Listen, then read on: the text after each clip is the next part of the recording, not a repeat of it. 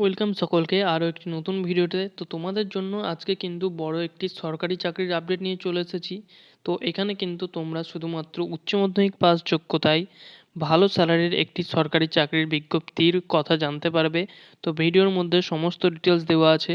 তো কিভাবে এখানে অ্যাপ্লিকেশন করবে এবং কোথা থেকে অ্যাপ্লিকেশন করবে, কত টাকা স্যালারি, কত টাকা ফিস পেমেন্ট করতে হবে, তো সমস্ত কিছু ডিটেলস কিন্তু বলে দিয়েছি ভিডিওর মধ্যে। তো ভিডিওটি সম্পূর্ণ দেখো।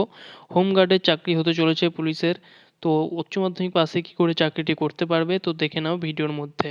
এবং এরকম নতুন নতুন চাকরির আপডেট ডেলি পেতে গেলে জব রিসার্চ চ্যানেলটিকে সাবস্ক্রাইব করে নাও।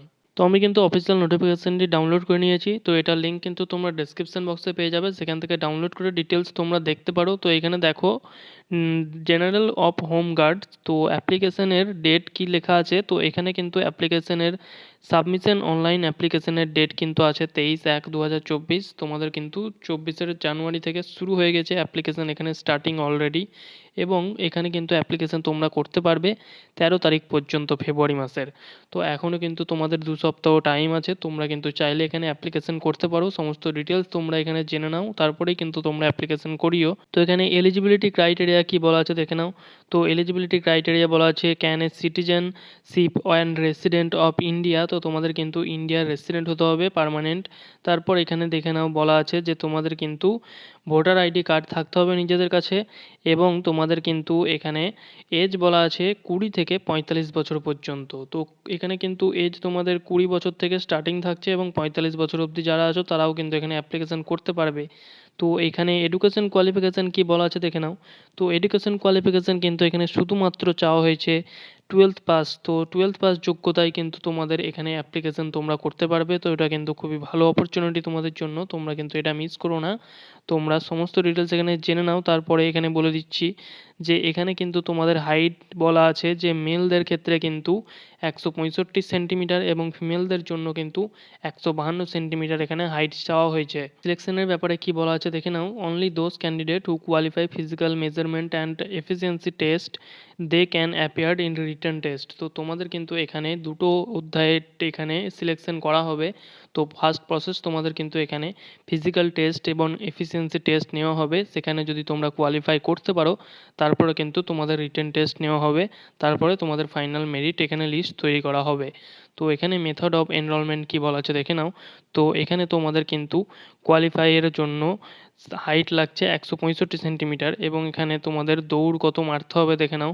তো ফর মেল ক্যান্ডিডেটদের জন্য এখানে কিন্তু তোমাদের আপ টু 30 বছর। তো 30 বছরের মধ্যে যারা আছো 20 থেকে 30 বছর পর্যন্ত তোমাদের এখানে কিন্তু রান থাকছে 1600 মিটারের এবং কমপ্লিট করতে হবে 6 মিনিটে। এবং যারা কিন্তু 30 থেকে 40 বছরের মধ্যে আছো তারা কিন্তু এখানে 1600 মিটার কমপ্লিট করতে হবে 7 মিনিটে। এবং 40 থেকে 45 বছর বয়সী যারা এখানে অ্যাপ্লিকেশন করবে তাদের কিন্তু 1600 মিটার এখানে কমপ্লিট করতে হবে 8 মিনিটে।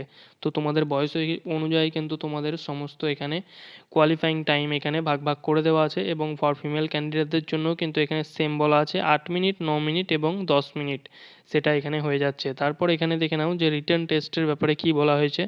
তো এখানে রিটেন টেস্টের জন্য কিন্তু তোমাদের বলা হয়েছে written test will be confined to 80 multiple choice objective question carrying 1 mark each. তো তোমাদের কিন্তু এখানে 80টি তোমাদের কোশ্চেন থাকবে এবং প্রত্যেকটি কোশ্চেনের কিন্তু 1 নাম্বার করে থাকবে। তো 1 নাম্বার করে থাকবে এবং তোমাদের কিন্তু 90 মিনিট টাইম এখানে দেওয়া হবে। তো 80 নাম্বারের তোমাদের টোটাল কোশ্চেন থাকবে এবং 90 মিনিট সময় তোমরা পেয়ে যাবে।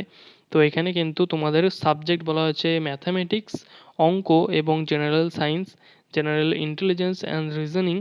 এবং তোমাদের এখানে কনস্টিটিউশন অফ ইন্ডিয়া এবং হিস্টোরি কালচারের ব্যাপারেও কিছু কোশ্চেন থাকতে পারে।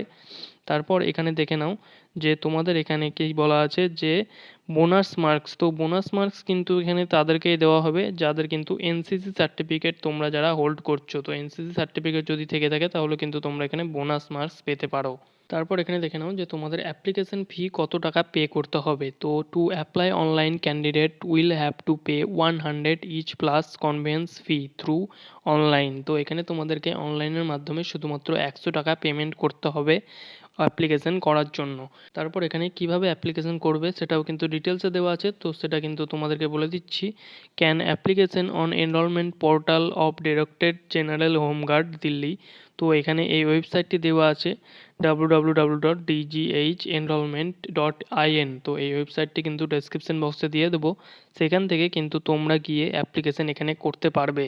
এখানে কিন্তু স্যালারির ব্যাপারে ক্লিয়ার করে কিছু বলা নেই নোটিশে। তো স্যালারি কিন্তু তোমাদের এখানে পেতে পারবে তোমরা মোটামুটি 25,000 থেকে স্যালারি তোমাদের এখানে স্টার্টিং হবে, এবং সেটা কিন্তু বেড়ে পরে হয়ে যেতে পারে তোমাদের 35 থেকে 40,000-এর কাছাকাছি। তোমরা কিন্তু এখানে চাইলে অ্যাপ্লিকেশন করতে পারো যদি তোমরা উচ্চ মাধ্যমিক পাস করে থাকো তাহলে।